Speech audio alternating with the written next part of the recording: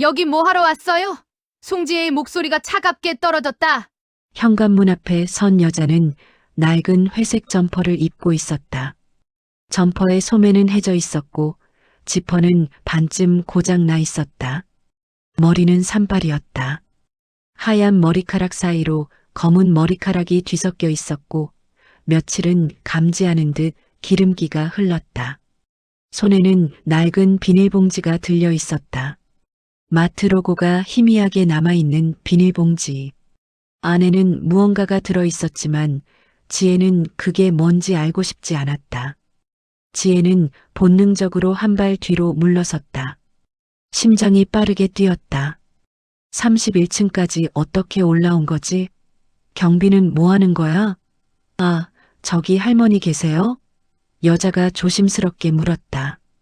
목소리는 떨렸고 눈빛은 어딘가 불안했다. 손도 미세하게 떨리고 있었다. 비닐봉지가 바스락거렸다. 할머니, 우리 시어머니 말씀이세요? 지혜의 눈썹이 치켜 올라갔다. 여자의 옷차림을 위아래로 훑었다. 때 묻은 운동화. 한때는 흰색이었을 운동화는 이제 회색빛이었다. 밑창은 닳아서 한쪽이 떨어져 나갈 것 같았다. 바지는 해진 검은색 트레이닝복이었다. 무릎 부분이 특히 심하게 닳아 있었다. 손톱 밑에는 때가 끼어 있었다. 얼굴은 수척했고 볼은 푹 꺼져 있었다. 입술은 갈라져 있었다. 지혜는 고급 아파트 로비의 대리석 바닥을 힐끗 내려다봤다. 반짝이는 바닥, 방금 청소한 복도, 은은한 방향제 냄새, 그리고 눈앞에 이 여자. 이질적이었다. 너무나 이질적이었다. 누군지 모르겠는데 일단 경비실로 가보세요. 여기 함부로 올라오시면 안 돼요. 지혜의 목소리에는 경계심이 가득했다. 여자를 보는 눈빛은 차갑고 날카로웠다. 아니, 잠깐만요. 할머니가 저한테 오라고 하셨어요. 연락하셨다고 할머니가 뭘 어쨌다고요?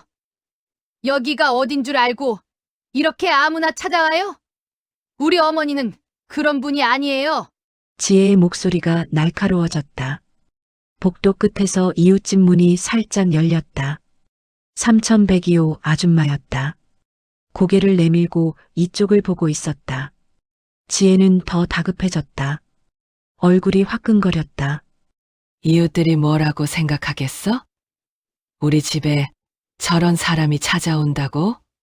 저기요, 송지혜 씨.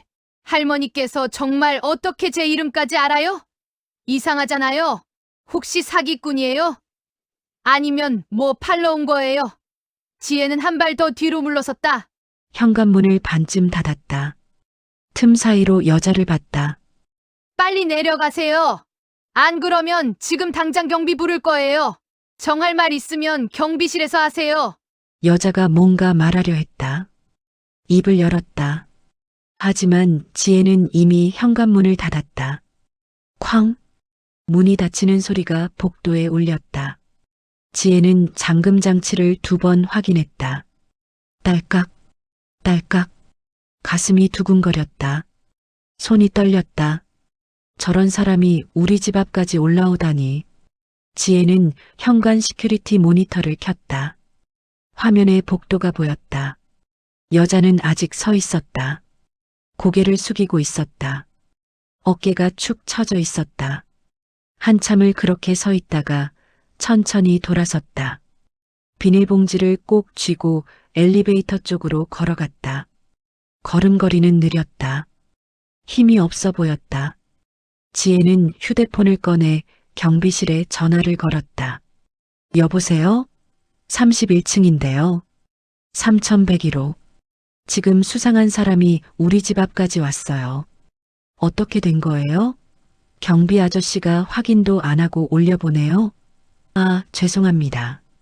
제가 잠깐 화장실 갔다 오는 사이에 그게 말이 돼요? 여기 얼마나 위험한데요? 지금 당장 확인해 주세요. 아직 엘리베이터 탈 거예요. 네, 알겠습니다. 바로 확인하겠습니다. 전화를 끊었다. 지혜는 다시 모니터를 봤다. 여자는 엘리베이터 앞에 서 있었다.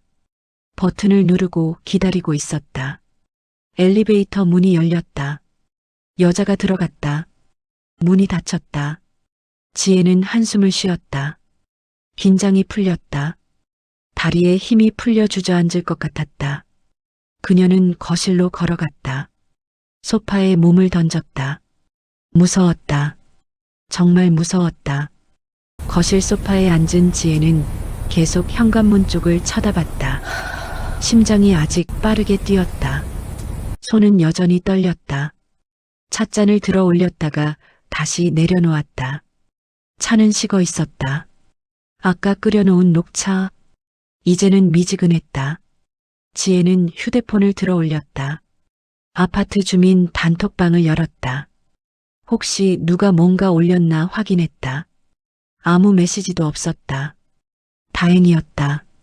3102호 아줌마가 본 것 같긴 했지만 아직은 소문이 안 난 것 같았다. 안방 문이 열렸다. 시어머니 한명숙이 나왔다. 70을 넘긴 나이였지만 등은 고닫고 걸음걸이는 여전히 단정했다. 회색 실크 블라우스에 검은색 슬랙스. 옷은 언제나 깔끔했다. 주름 하나 없었다. 머리는 단정하게 묶여 있었다. 하얀 머리카락은 곱게 빗겨져 있었고 얼굴에는 연한 화장이 되어 있었다. 명숙은 언제나 단정했다. 집안에서도 밖에서도. 무슨 일이야? 명숙의 목소리는 잔잔했다. 평소와 다름없는 톤이었다. 아, 어머니. 깜짝 놀랐어요. 방금 이상한 사람이 우리 집 앞까지 왔어요. 지혜가 일어나 명숙에게 다가갔다. 이상한 사람? 네. 옷도 너무 남루하고 손도 더럽고 머리도 산발해 완전 노숙자처럼 생겼어요. 어머니를 찾는다고 해서 일단 돌려보냈어요. 경비실에도 연락했고요. 지혜는 빨리 설명했다. 명숙이 걱정할까봐. 명숙은 아무 말 없이 거실 창가로 걸어갔다. 천천히 조용히. 창문 앞에 섰다. 아래를 내려다봤다. 31층에서 내려다보는 풍경. 아파트 정문이 보였다.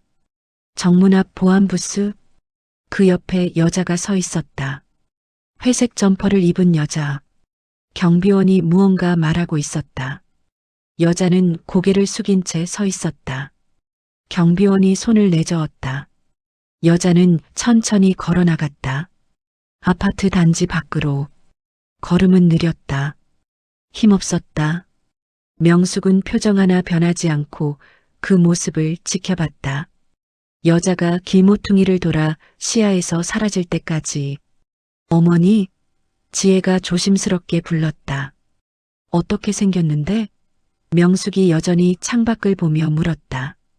회색 점퍼 입고 머리도 산발이고 손에 비닐봉지 들고 있었어요. 솔직히 좀 무서웠어요. 어떻게 여기까지 올라온 건지. 경비가 제대로 안 본 것 같아요. 지혜는 여전히 불안한 표정이었다. 나한테 뭐라고 했어? 그냥 할머니 계시냐고만 물어봤어요. 제 이름도 알고 있더라고요. 이상하지 않아요? 근데 어머니, 혹시 아는 사람이에요? 명숙은 대답하지 않았다. 한참을 창밖을 보다가 천천히 안방으로 돌아갔다.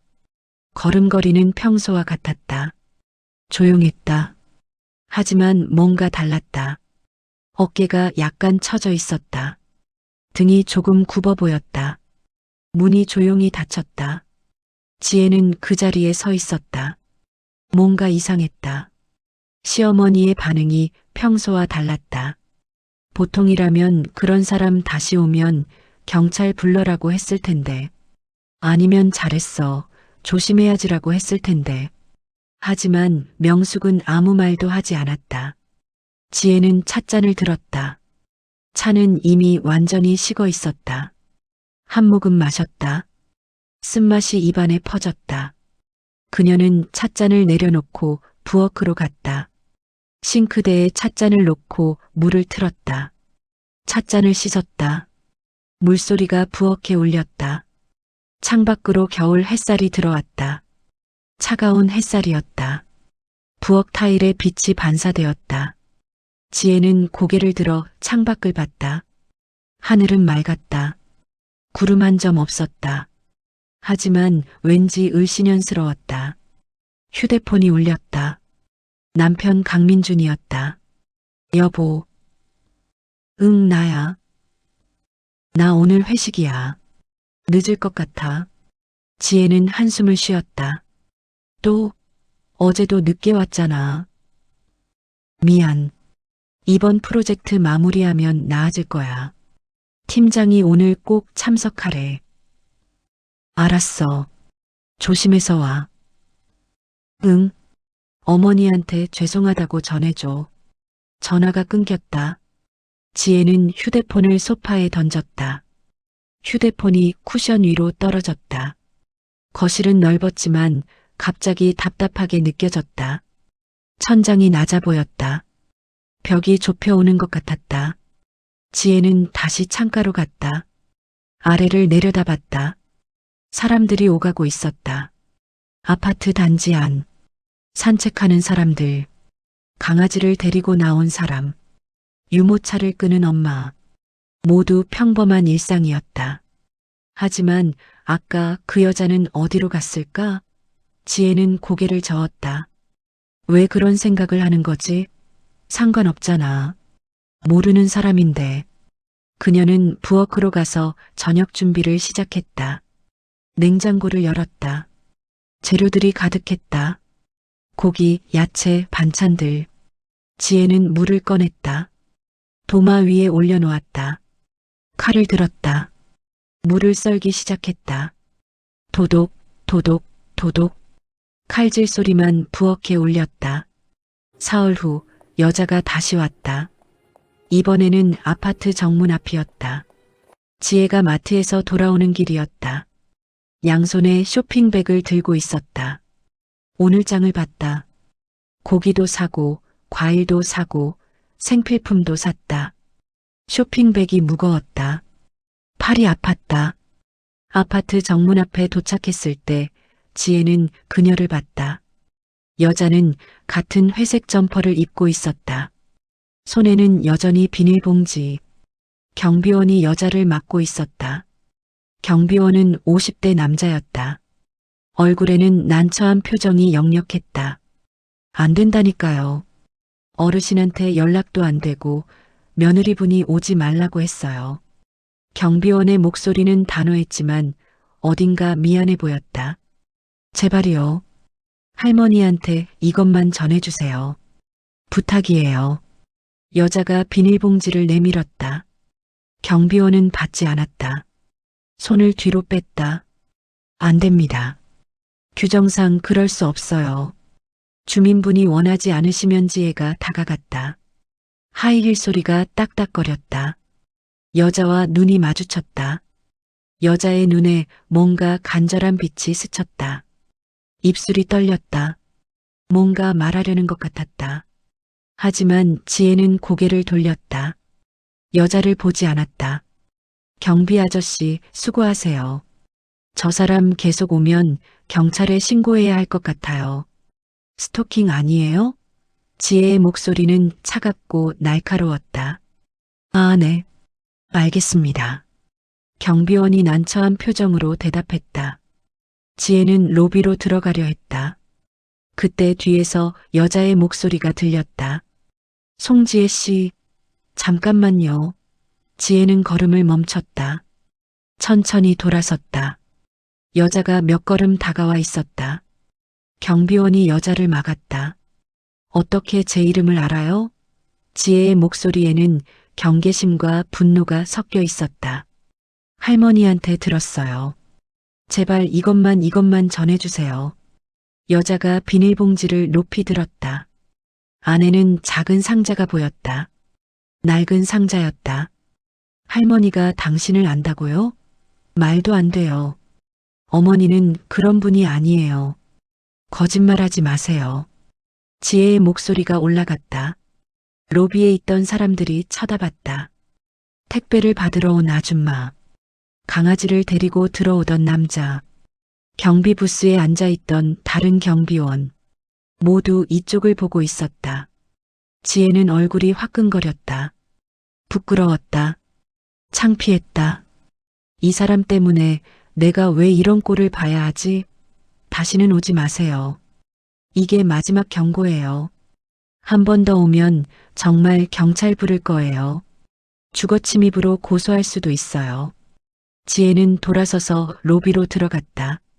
엘리베이터 버튼을 눌렀다. 손이 떨렸다. 엘리베이터 문이 열렸다. 들어갔다. 31층 버튼을 눌렀다. 문이 닫히기 시작했다. 마지막 순간 틈 사이로 여자가 보였다. 여자는 그 자리에 서 있었다. 비닐봉지를 꼭 쥐고 고개를 숙이고 어깨가 떨리고 있었다. 울고 있는 것 같았다. 문이 완전히 닫혔다. 엘리베이터가 올라갔다. 지혜는 거울에 비친 자신을 봤다. 얼굴이 붉었다. 눈은 날카로웠다. 입술은 굳게 다물어져 있었다. 손은 여전히 떨렸다. 쇼핑백을 든 손에 힘이 들어갔다. 손잡이가 손바닥에 파고들었다. 아팠다. 왜 이렇게까지 화가 나는지 스스로도 이해할 수 없었다. 엘리베이터가 31층에 도착했다. 문이 열렸다. 지혜는 복도로 나왔다. 집으로 걸어갔다. 현관문을 열었다. 집에 들어서자 명숙이 거실에 앉아 있었다. 창밖을 보고 있었다. 여전히 같은 자리. 창가 소파. 어머니, 그 여자 또 왔어요. 지혜가 쇼핑백을 부엌 식탁에 내려놓으며 말했다. 명숙이 천천히 고개를 돌렸다. 지혜를 봤다. 뭐라고 했어? 어머니한테 뭘 전해달라고 했어요. 비닐봉지 들고 상자 같은 거 있더라고요. 근데 어머니, 정말 모르는 사람 맞죠? 혹시 예전에 다음에 오면 들여보내. 명숙이 조용히 말했다. 목소리는 낮았지만 단호했다. 네, 어머니, 무슨 들여보내라고.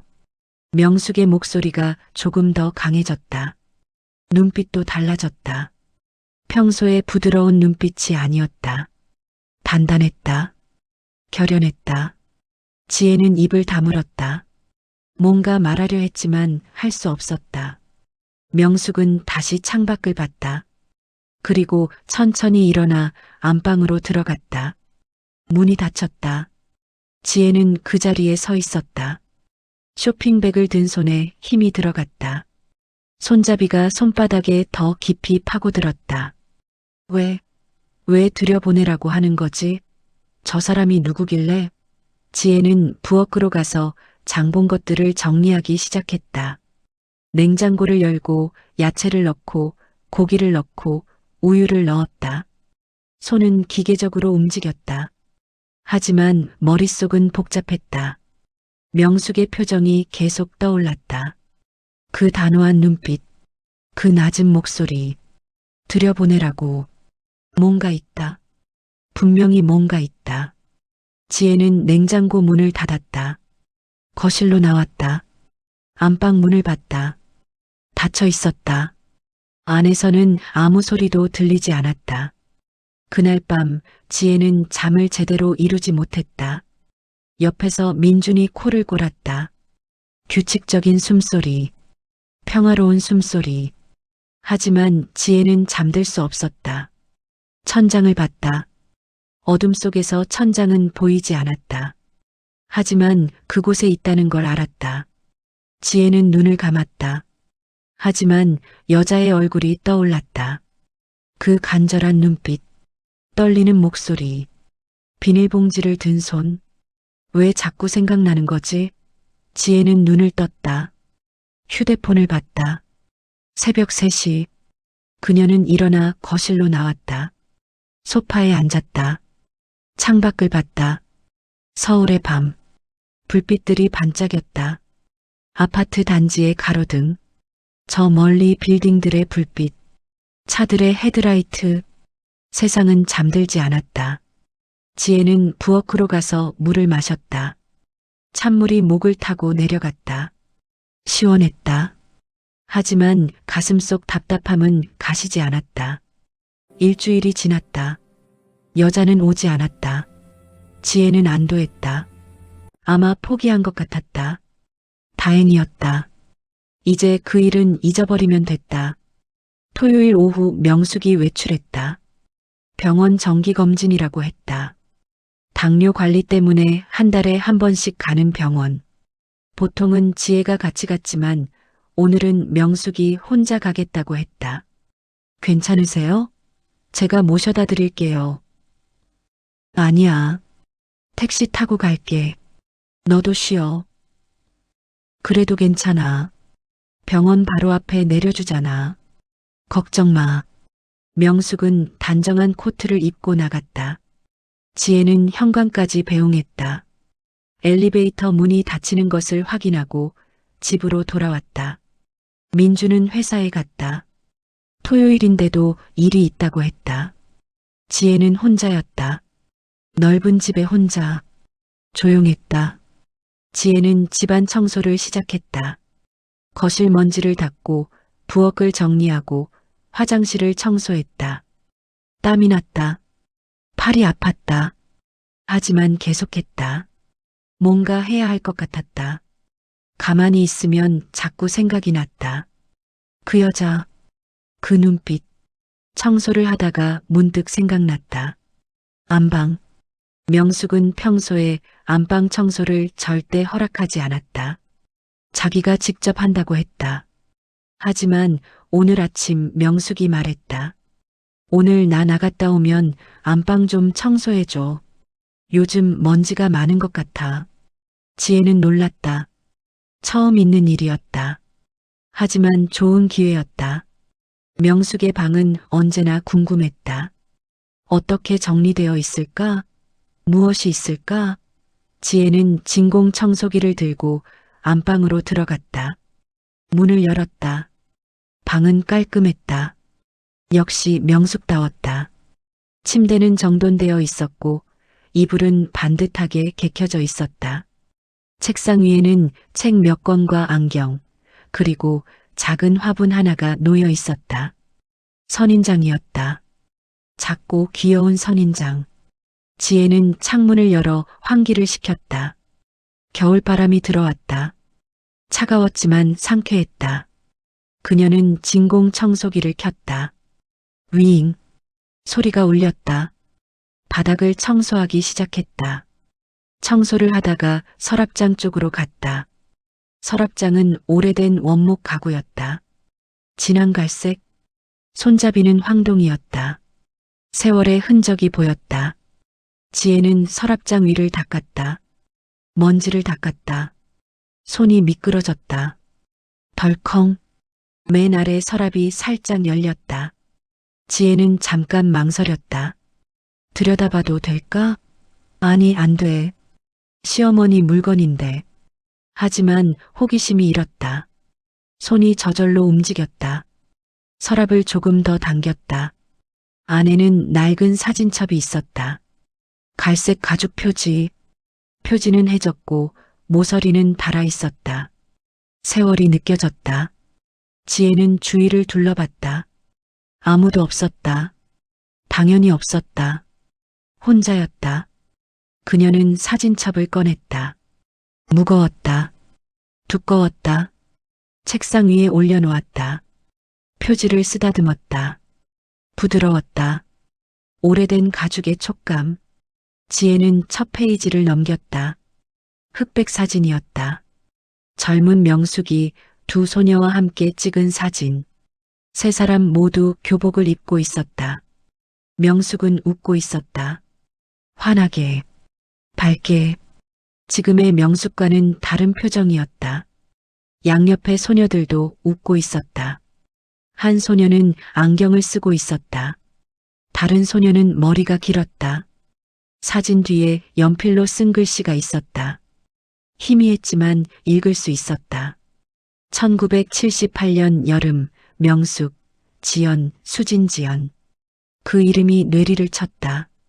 지연, 어디선가 들은 이름 같았다. 하지만 기억나지 않았다. 지혜는 다음 페이지를 넘겼다. 같은 소녀들이 등장했다. 학교 운동장에서 찍은 사진. 세 사람이 나란히 서 있었다. 팔짱을 끼고 있었다. 웃고 있었다. 또 다음 페이지. 공원에서 찍은 사진. 세 사람이 벤치에 앉아 있었다. 아이스크림을 먹고 있었다. 여름이었다. 나무 그늘 아래. 또 다음 페이지. 해변에서 찍은 사진. 세 사람이 파도 앞에 서 있었다. 손을 들고 있었다. 행복해 보였다. 모든 사진에 세 사람이 함께 있었다. 명숙, 지연, 수진. 항상 셋이서. 지혜는 계속 넘겼다. 사진들이 이어졌다. 중학생, 고등학생, 대학생. 세 사람은 함께 자랐다. 함께 웃었다. 함께 울었을 것이다. 마지막 페이지 근처에 성인이 된 세 사람의 사진이 있었다. 1990년대 초반으로 보였다. 옷차림이 그 시대였다. 세 사람은 식당에 앉아 있었다. 명숙은 여전히 단정했다. 깔끔한 블라우스를 입고 있었다. 옆에 두 여자도 단정한 옷을 입고 있었다. 한 여자는 안경을 쓰고 있었다. 수진이었을 것이다. 다른 여자는 웃고 있었다. 지연. 사진 뒤에 글씨. 1992년 봄 명숙 결혼 축하 모임. 영원히 함께. 지혜는 숨을 들이켰다. 계속 넘겼다. 그리고 마지막 페이지를 넘기자 사진이 한 장 더 있었다. 최근 사진이었다. 컬러 사진. 명숙과 여자 한 명. 지혜는 숨이 멎었다. 여자는 회색 점퍼를 입은 그 여자였다. 하지만 사진 속 여자는 지금보다 조금 나아 보였다. 머리도 정돈되어 있었고 얼굴에도 생기가 있었다. 옷도 깔끔했다. 검은색 코트를 입고 있었다. 명숙은 그 여자의 어깨에 손을 얹고 있었다. 둘 다 웃고 있었다. 진심 어린 미소였다. 사진 뒤에 쓰인 글씨. 2023년 가을, 명숙과 지연. 오랜만에 만난 날. 수진이도 보고 있겠지. 지혜의 손이 떨렸다. 사진첩이 손에서 미끄러졌다. 바닥에 떨어졌다. 쿵. 소리가 났다. 지혜는 무릎을 꿇었다. 사진들을 주었다. 손이 계속 떨렸다. 머릿속이 복잡했다. 어지러웠다. 어머니가 저 여자를 알고 있었다. 아니, 단순히 아는 것이 아니라 평생 친구였다. 어릴 때부터 50년 넘게. 그리고 나는 그녀를 쫓아냈다. 경비에게 신고했다. 다시 오지 말라고 했다. 지혜는 사진첩을 서랍에 다시 넣으려 했다. 하지만 서랍 안쪽에 뭔가 더 있었다. 편지 봉투였다. 낡은 봉투. 노란색으로 변색되어 있었다. 지혜는 망설였다. 이건 너무 사적인 거 아닐까? 하지만 손은 이미 봉투를 꺼내고 있었다. 편지를 펼쳤다. 손글씨였다. 글씨는 떨렸지만 또박또박했다. 정성스러웠다. 명수가 요즘 정말 많이 힘들어. 일자리도 잃었고 집도 나와야 할 것 같아. 집주인이 월세를 올린다고 해서 감당이 안 돼. 고시원으로 옮겨야 할 것 같아. 미안해. 내가 도와준다고 했는데 난 자존심이 상해서 거절했었잖아. 너한테 패 끼치기 싫었어. 넌 이미 충분히 많이 도와줬는데 더 받을 수가 없었어. 근데 이제는 정말 견딜 수가 없어. 밥도 제대로 못 먹고 있어. 하루에 한 끼 먹을까 말까야. 병원도 못 가고 있어. 아픈데 참고 있어. 다음 주에 내 집에 갈게. 얼굴 보고 싶어. 오랜만에 우리 셋이 함께 있던 시절 얘기하면서 차라도 한잔하자. 수진이 사진도 가져갈게. 수진이도 보고 싶다. 내가 연락한다고 했으니 기다릴게. 미안하고 고마워. 내가 있어서 다행이야. 넌 내 유일한 친구야. 사랑해. 마이너스 지연 편지 날짜는 2달 전이었다. 11월. 지혜는 편지를 다시 읽었다. 한 글자 한 글자. 천천히.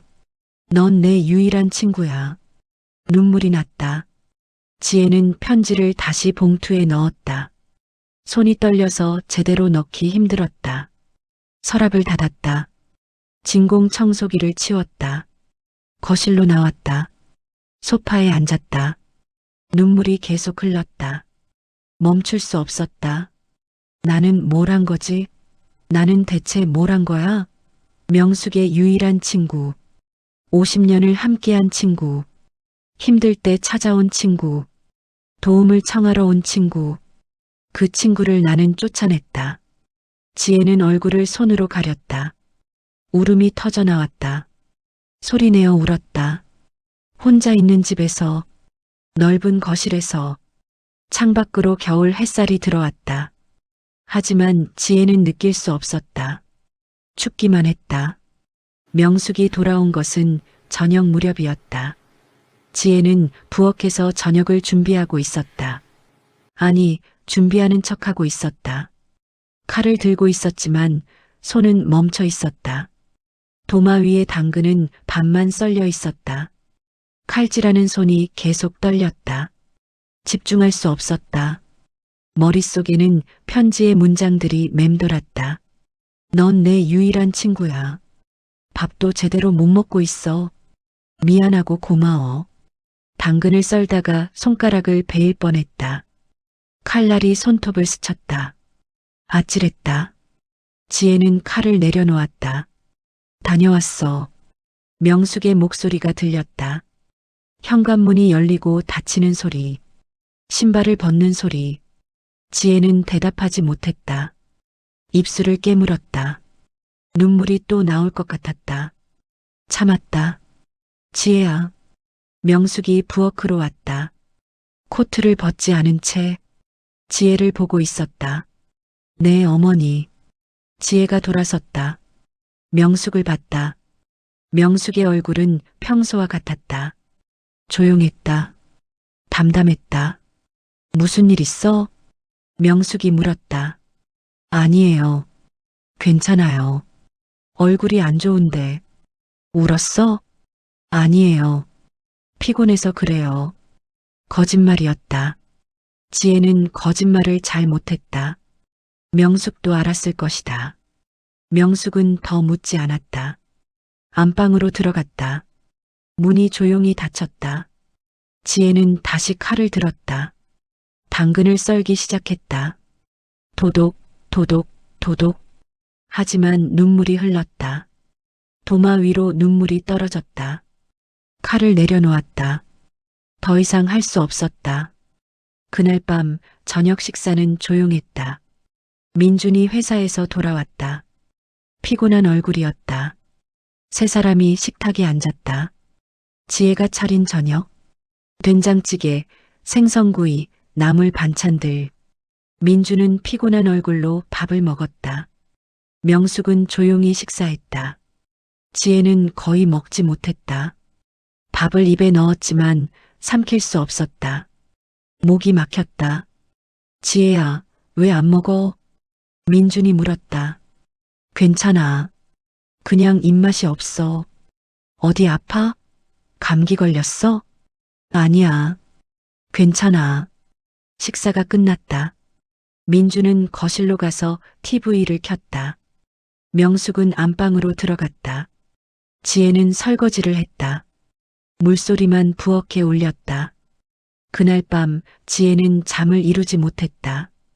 옆에서 민준이 코를 골았다. 평화로운 숨소리. 하지만 지혜는 평화롭지 못했다. 천장을 봤다. 어둠 속에서 사진 속 여자의 얼굴이 계속 떠올랐다. 그 간절한 눈빛, 떨리는 목소리, 비닐봉지를 든 손, 그리고 편지. 넌 내 유일한 친구야. 지혜는 눈물을 닦았다. 하지만 계속 흘렀다. 새벽 5시 지혜는 일어났다. 더 이상 누워 있을 수 없었다. 거실로 나왔다. 창밖은 아직 어두웠다. 하지만 동쪽 하늘이 조금씩 밝아지고 있었다. 지혜는 소파에 앉았다. 휴대폰을 켰다. 화면의 빛이 얼굴을 비쳤다. 경비실 번호를 찾았다. 손가락이 화면 위에서 멈췄다. 무엇을 해야 하는가? 어떻게 사과해야 하는가? 용서받을 수 있을까? 아침이 밝았다. 햇살이 거실로 들어왔다. 지혜는 명숙에게 아침을 차렸다. 밥, 국, 반찬들. 명숙은 식탁에 앉았다. 조용히 식사를 시작했다. 지혜는 맞은편에 앉았다. 밥을 먹지 못했다. 명숙을 봤다. 명숙이 고개를 들었다. 두 사람의 눈이 마주쳤다. 어머니. 지혜의 목소리가 떨렸다. 말씀하세요. 명숙은 수저를 내려놓았다. 지혜를 봤다. 기다렸다. 저 죄송해요. 왜?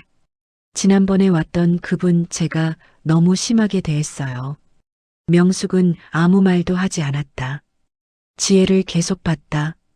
안방 청소하다가 봤어요. 지혜는 고개를 숙였다. 죄송해요. 사진첩이 서랍이 열려서 보려고 한 건 아니었는데. 괜찮아. 명숙의 목소리는 차분했다. 화가 난 것 같지 않았다. 어차피 너한테 말하려고 했어. 지연이는 내 오랜 친구야. 초등학교 때부터 같이 자랐지. 우리 셋이서 항상 붙어 다녔어. 명숙, 지연, 수진. 사람들이 삼총사라고 불렀어. 명숙은 창밖을 봤다. 눈빛에는 먼 과거가 담겨 있었다. 중학교 때도, 고등학교 때도, 대학교 때도 항상 셋이었어. 함께 공부하고, 함께 놀고, 함께 울고, 함께 웃었어. 수진이는 10년 전에 세상을 떠났어. 암이었어. 너무 빨리 갔어. 우리 셋 중에 제일 먼저. 명숙의 목소리가 잠시 떨렸다. 지연이는 남편을 일찍 잃고 혼자 살았어. 자식도 없었지. 몇 년 전까지만 해도 식당에서 일했는데 건강이 나빠지면서 일을 못하게 됐어. 허리도 아프고 다리도 아프고 나한테 연락했을 때는 이미 많이 힘든 상태였어. 일자리도 잃었고 집도 나와야 한다고. 내가 도와주고 싶었어. 당연히 도와줘야 했어. 근데 명숙이 말을 멈췄다. 지혜를 봤다. 내가 막았다는 걸 알았어. 경비한테 들었어. 수상한 사람이 왔다고 신고했다고. 다시 오지 말라고 했다고. 지혜의 얼굴이 하얗게 질렸다. 입술이 파르르 떨렸다. 어머니, 정말 죄송해요. 저는 몰랐어요. 정말 몰랐어요. 그냥 수상한 사람인 줄만 알았어요. 옷도 남루하고 머리도 산발이고 저는 겉모습만 보고 판단한 거지. 명숙의 목소리는 여전히 차분했지만 그 안에 슬픔이 있었다. 깊은 슬픔. 어머니, 지연이가 어떻게 됐는지 알아? 지혜는 대답하지 못했다. 고개를 저었다. 병원에 입원했어. 길에서 쓰러졌대. 영양실조였어. 내가 어제 병원 갔던 건 검진이 아니라 지연이를 보러 간 거야. 지혜는 손으로 입을 막았다. 눈물이 쏟아졌다. 다행히 목숨은 건졌어. 근데 의사가 그러더라. 조금만 늦었어도 위험했을 거라고. 탈수도 심했고 혈압도 너무 낮았대. 지연이는 나한테 미안하다고만 했어. 자기 때문에 내가 놀랐을 거라고. 자기가 초라한 모습으로 찾아가서 미안하다고. 자기가 부끄럽다고. 명숙은 일어났다. 창가로 걸어갔다. 햇살이 명숙의 얼굴을 비쳤다. 주름진 얼굴, 슬픈 눈. 나는 지연이한테 미안해. 내 며느리가 친구를 내쫓았다는 게, 내 며느리가 친구를 노숙자 취급했다는 게. 지혜는 무릎을 꿇었다. 바닥에 눈물이 멈추지 않았다. 울음이 터져 나왔다. 어머니, 죄송해요. 정말 죄송해요. 제가 잘못했어요. 제가 정말 잘못했어요. 명숙은 돌아섰다. 지혜를 봤다. 무릎 꿇고 우는 며느리를. 일어나. 어머니. 일어나라고. 지혜는 일어났다. 얼굴은 눈물로 범벅이었다. 너를 책망하려는 게 아니야. 너도 몰랐으니까. 하지만 앞으로는 겉모습만 보고 사람을 판단하지 마. 옷이 남루하다고, 집이 없다고, 돈이 없다고 그 사람의 가치가 낮아지는 게 아니야. 명숙의 목소리는 부드러웠지만 단단했다. 지연이는 나보다 공부도 잘했어. 성격도 좋았어. 사람들한테 인기도 많았어. 하지만 인생이 그렇게 흘러간 거야. 남편이 일찍 죽고 일자리를 잃고 건강도 나빠지고 누구한테나 일어날 수 있는 일이야. 지혜는 계속 울었다. 병원 같이 갈래? 명숙이 물었다. 네. 지연이한테 사과하러. 지혜는 고개를 끄덕였다. 말로는 대답할 수 없었다. 목이 메었다. 지혜와 명숙은 함께 병원에 갔다. 3층 일반 병동이었다. 복도는 소독약 냄새가 났다. 환자들이 오가고 있었다. 링거를 달고 걷는 노인, 휠체어에 앉은 중년 남자, 보호자들이 곁에 있었다. 명숙은 익숙한 걸음으로 병실 앞에 섰다. 306호. 문 앞에서 잠시 멈췄다. 지혜를 봤다. 준비됐어? 지혜는 고개를 끄덕였다. 하지만 떨렸다. 손도 다리도. 명숙이 문을 열었다. 병실은 4인실이었다. 창가 침대, 중간 2침대, 문 쪽 침대. 창가 침대에 여자가 누워 있었다. 지연이었다. 머리는 빗겨져 있었고 병원복을 입고 있었다. 하얀 병원복. 얼굴은 여전히 수척했지만 회색 점퍼를 입었을 때보다는 나아 보였다.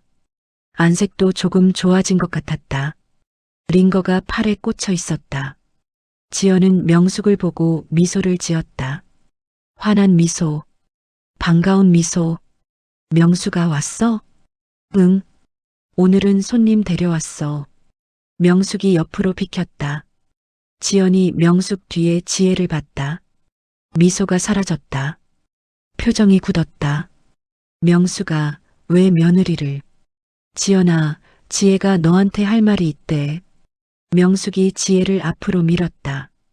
부드럽지만 단호하게. 지혜는 지연 앞에 섰다. 침대 옆에. 입술이 떨렸다. 목이 메었다. 저기 말이 나오지 않았다. 연습했었다. 병원 오는 내내 머릿속으로 연습했다. 뭐라고 말할지, 어떻게 사과할지. 하지만 막상 지연을 마주하니 아무 말도 나오지 않았다. 지혜는 고개를 숙였다. 깊이 허리를 굽혔다. 눈물이 뚝뚝 떨어졌다. 바닥으로. 죄송해요. 목소리는 떨렸다. 작았다. 정말 죄송해요. 제가 이모님을 몰라 뵙고 너무 심하게 대했어요. 경비한테 신고까지 하고 다시 오지 말라고 하고 제가 정말 잘못했어요. 지연은 아무 말도 하지 않았다. 침대에 누운 채 천장을 보고 있었다. 지혜는 계속 말했다. 이모님이 어머니 친구이신 줄 평생 친구이신 줄 알았다면 아니, 친구가 아니더라도 그렇게 대하면 안 됐어요. 사람을 겉모습만 보고 판단하고 제가 정말 잘못했어요. 지연이 천천히 고개를 돌렸다. 지혜를 봤다. 지혜는 여전히 고개를 숙이고 있었다. 괜찮아요. 지연의 목소리가 들렸다. 조용했다. 부드러웠다. 지혜는 고개를 들었다. 지연을 봤다. 지연은 미소를 짓고 있었다. 피곤한 미소였지만 따뜻했다. 진심이 담겨 있었다. 당연히 놀랐을 거예요. 나도 거울 보면 놀라거든요. 이게 내가 맞나 싶어요. 아니에요. 그게 아니라 내가 너무 갑자기 찾아갔어요. 미리 연락했어야 했는데 명숙이한테도 제대로 말 안 하고 갔으니까. 며느리가 놀랄 줄 알았어야지. 지연이 명숙을 봤다. 명숙은 침대 옆 의자에 앉아 있었다. 조용히 듣고 있었다. 괜찮아요. 정말 괜찮아요. 나도 이해해요. 지연이 다시 지혜를 봤다. 사람들은 다 그래요. 겉모습 보고 판단하죠. 나도 예전엔 그랬어요. 이렇게 되기 전에는 옷 잘 입은 사람, 차 좋은 사람, 집 좋은 사람, 그런 사람들을 더 좋게 봤어요. 부끄럽지만 사실이에요. 지연의 목소리는 담담했다. 그런데 인생이 바뀌고 나니까 알겠더라고요. 사람의 가치는 겉모습이 아니라는 거. 그 사람이 어떻게 살아왔는지, 얼마나 힘들었는지, 그 안에 어떤 이야기가 있는지, 그게 중요한 거더라고요. 명숙이 지연의 손을 잡았다. 지연의 손은 차갑고 메말랐다. 지연아, 괜찮아, 명숙아. 나 이제 괜찮아. 지혜는 또 눈물이 났다. 참을 수 없었다. 지연의 손을 잡았다. 두 손으로 꼭. 이모님, 저 정말 죄송해요. 이모님이 어머니 친구이신 줄 알았다면, 아니, 알았더라도 그렇게 하면 안 됐어요. 사람을 그렇게 대하면 안 되는 건데. 이제 됐어요. 그만 울어요. 지연이 다른 손으로 지혜의 손을 덮었다. 따뜻했다. 용서의 온기였다. 며느리가 착하네. 명숙아, 내가 복이 많아. 명숙이 웃었다. 오랜만에 진심 어린 웃음이었다. 너도 복 많아. 이렇게 좋은 친구 있잖아. 세 사람은 한동안 말없이 앉아 있었다. 창밖으로 겨울 햇살이 들어왔다. 차가운 햇살이었지만 병실 안은 따뜻했다. 손과 손이 맞닿은 따뜻함. 용서와 화해의 따뜻함. 복도에서 간호사의 발걸음 소리가 들렸다. 다른 병실에서 TV 소리가 들렸다. 일상의 소리들. 지연이 조용히 말했다. 명수가 고마워. 내가 아니었으면 난 어떻게 됐을지 몰라. 무슨 소리야? 우리가 남이야? 그래도 수진이가 살아있었으면 뭐라고 했겠어. 당장 데려가라고 했을 거야. 우리 셋이 함께 살자고 했을 거야. 지연의 눈에 눈물이 맺혔다. 수진이 보고 싶어. 나도 많이 보고 싶어. 두 노인의 손이 더 꽉 맞잡혔다. 50년 우정의 무게, 삶의 무게, 상실의 무게, 그리고 여전히 남아있는 사랑의 무게. 지혜는 그 모습을 봤다. 그리고 깨달았다. 이것이 진짜 우정이라는 것을. 겉모습과 상관없이, 가진 것과 상관없이 오직 그 사람 자체를 사랑하는 것. 일주일 후 지연이 퇴원했다. 명숙과 지혜가 함께 병원에 갔다. 민준도 함께 가려고 했지만 회사 일 때문에 못 갔다. 대신 아침 일찍 병원에 들러 인사했다. 어머니 친구분이시죠? 저는 강민준이라고 합니다. 어머니한테 많이 들었어요. 우리 집에 오시면 편히 지내세요. 민준은 정중하게 인사했다. 지연은 고마워하며 받았다. 지혜는 지연을 위해 옷을 준비했다. 새 옷이었다. 명숙이 사준 것이었다. 검은색 코트에 회색 스웨터, 검은색 바지, 그리고 편한 신발. 지연은 옷을 입고 거울을 봤다. 이게 나 맞아? 거울 속 자신이 낯설었다. 오랜만에 제대로 된 옷을 입었다. 깨끗하고 따뜻한 옷. 잘 어울려. 명숙이 말했다. 지연은 눈물을 닦았다. 고마워, 명숙아. 정말 고마워. 이제 그만 고맙다고 해. 귀에 못이 박히겠어. 두 사람은 웃었다. 병원 로비로 내려갔다. 지혜가 택시를 불렀다. 택시가 도착했다. 세 사람이 탔다. 명숙과 지연이 뒷좌석에, 지혜가 조수석에 앉았다. 어디로 모실까요? 택시 기사가 물었다. 강남구 대치동 아파트요. 차가 출발했다. 지연은 창밖을 봤다. 서울의 풍경, 빌딩들, 사람들, 차들. 익숙한 풍경이었지만 오랜만에 보는 것 같았다. 아파트에 도착했다. 로비에서 경비원을 만났다. 지난번 그 경비원이었다. 50대 남자. 지연을 보고 놀란 표정을 지었다. 완전히 다른 모습이었으니까. 지혜가 경비원에게 다가갔다. 저번에는 죄송했어요. 제가 오해를 해서요. 이분은 저희 어머니 친구분이세요. 이제 저희 집에서 지내실 거예요. 지혜의 목소리는 단호했지만 예의 바르게 말했다. 경비원은 어색하게 웃었다. 아, 네. 알겠습니다. 어서 들어가세요. 엘리베이터를 탔다. 거울에 세 사람이 비쳤다. 명숙, 지연, 지혜. 세대를 이은 세 여자. 31층 버튼을 눌렀다. 엘리베이터가 올라갔다. 지연은 계속 창밖을 봤다. 높이 올라갈수록 풍경이 넓어졌다. 서울이 한눈에 들어왔다. 높다. 지연이 중얼거렸다. 우리 집 31층이야. 전망 좋지? 응. 좋아. 엘리베이터가 31층에 도착했다. 문이 열렸다. 세 사람이 내렸다. 복도를 걸어 3101호 앞에 섰다.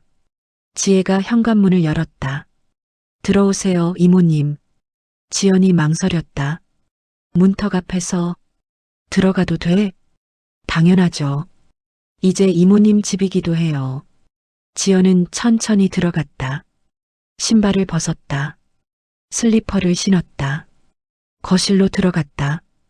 넓은 거실. 큰 창문. 소파, TV, 식탁. 모든 것이 깨끗하고 정돈되어 있었다. 햇살이 가득 들어왔다. 와. 지연은 말을 잃었다. 이런 집에서 살게 되다니. 꿈만 같았다. 이모님 방은 이쪽이에요. 지혜는 지연을 안방 옆 작은 방으로 안내했다. 원래는 서재로 쓰던 방이었다. 지혜가 며칠 동안 정리해서 침대와 옷장을 들여놓았다. 책상도 있었다. 창문도 있었다. 여기 쓰세요.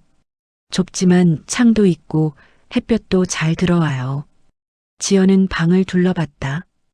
깨끗한 침대, 새 이불, 분홍색 이불, 부드러워 보였다.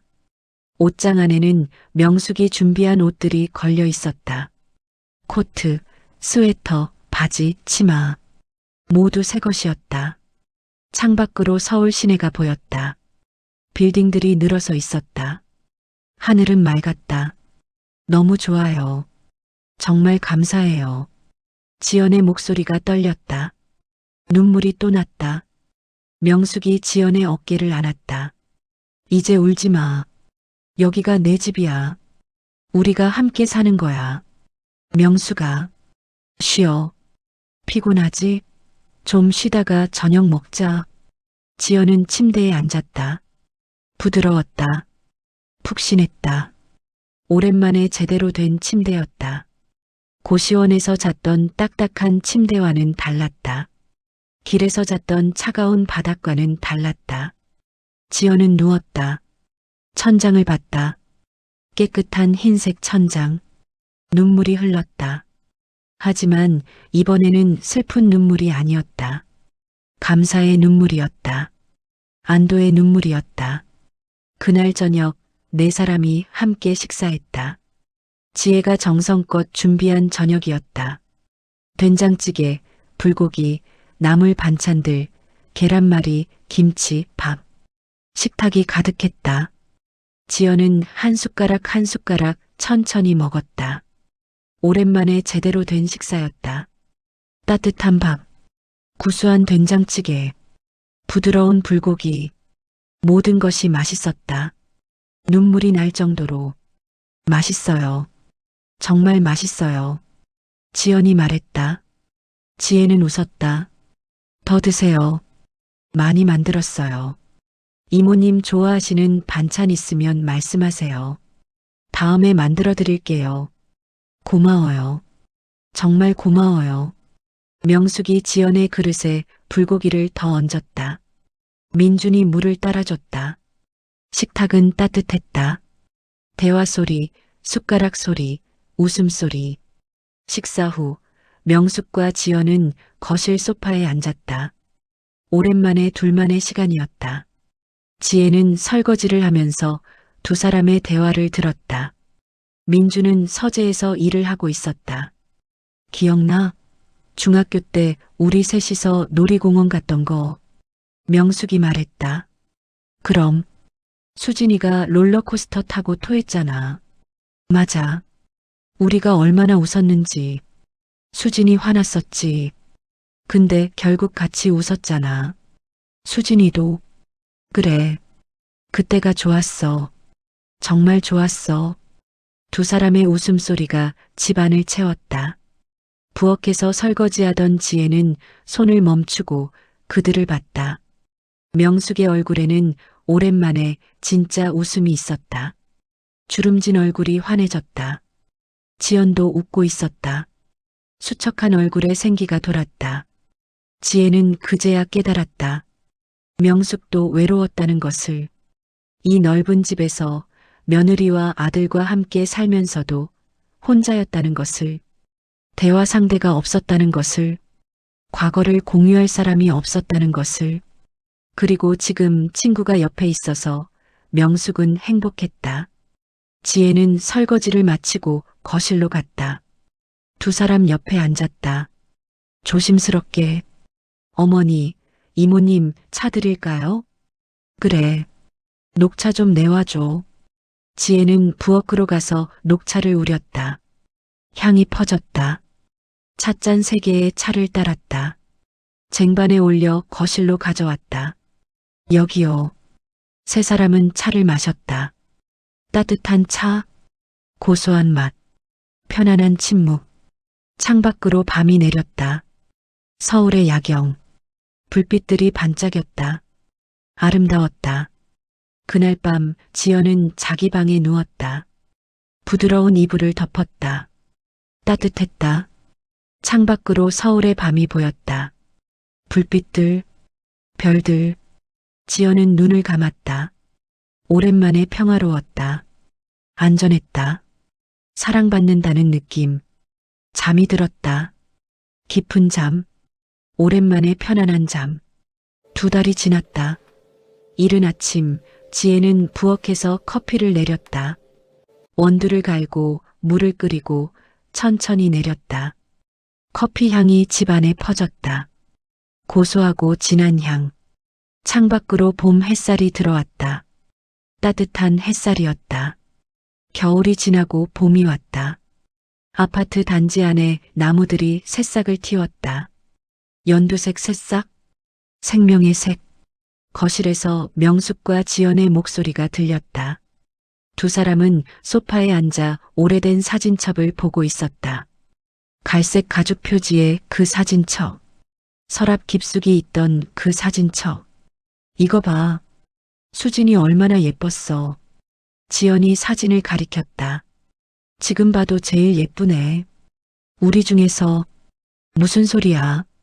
너도 예뻤어. 지금도 예쁘고. 명수가 거짓말 잘한다. 두 사람이 웃었다. 편안한 웃음. 오랜 친구들의 웃음. 지혜는 커피를 들고 거실로 갔다. 두 사람 옆 테이블에 커피잔을 놓았다. 김이 모락모락 올라왔다. 고맙습니다, 며느리. 지연이 말했다. 지연은 이제 많이 좋아졌다.